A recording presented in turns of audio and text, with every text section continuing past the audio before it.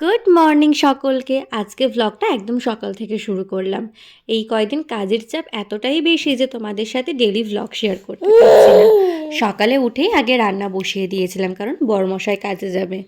তাই করেছিলাম বেতো শাক দিয়ে বড়ি দিয়ে ঘন্ট, ভেজ ডাল, ফুলকপি আর শিম ভাজা।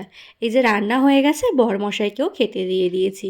তার আগে সবাইকে জানাই ওয়েলকাম টু মাই ছোট্ট ইউটিউব ফ্যামিলি শিল্পীজ ডেইলি ভ্লগে। বেতো শাকটা যেহেতু এই শীতের সিজনেই পাওয়া যায়, আমার বড়ি দিয়ে ঘন্ট খেতে ভীষণ ভালো লাগে। গতকাল সন্ধ্যাবেলা মাকে ফোন করে বলছিলাম ভীষণ বেতো শাক খেতে ইচ্ছে করছে, আর সকালে দেখি কিনা বাবা বেতো শাক নিয়ে হাজির। তাই আজকে সকালেই রান্না করে ফেললাম। খাওয়া দাওয়ার পরে বরমশাই কাজে বেরিয়ে গেল, আর আসলাম আমি ছাদে।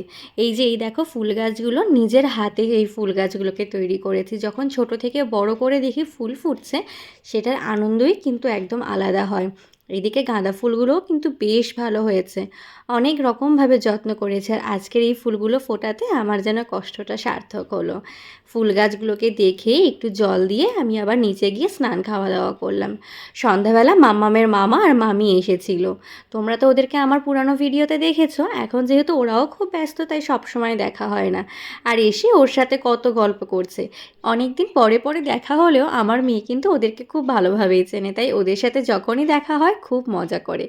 এই যে মামা মামিকে দেখে কত খুশি। যাই হোক, ভিডিওটা এখানে শেষ করছি, আবার কাল দেখা হবে। সবাই খুব ভালো থেকো।